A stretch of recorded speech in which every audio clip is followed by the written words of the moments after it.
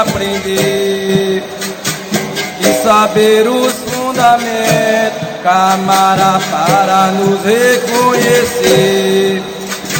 Tem gente que não aprende e só pensa em ensinar. Não é só ter o espaço e querer dar lição. Tem que ser bem educado e passar educação.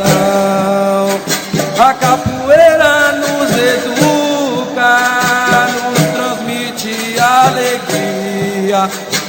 Como fui feliz um dia poder dar a lição. Agradeço a seu Bimba, mestre Pastinha também.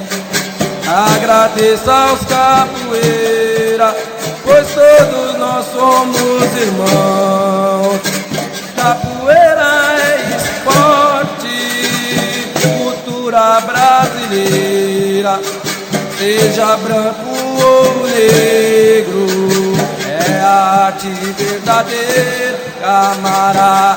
E viva o amigo, e viva o amigo, camará.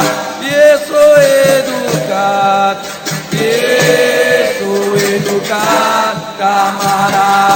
E viva a Pastinha, e viva a Pastinha, camará.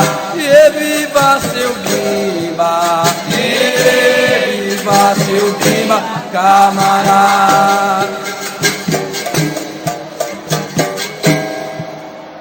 Axé.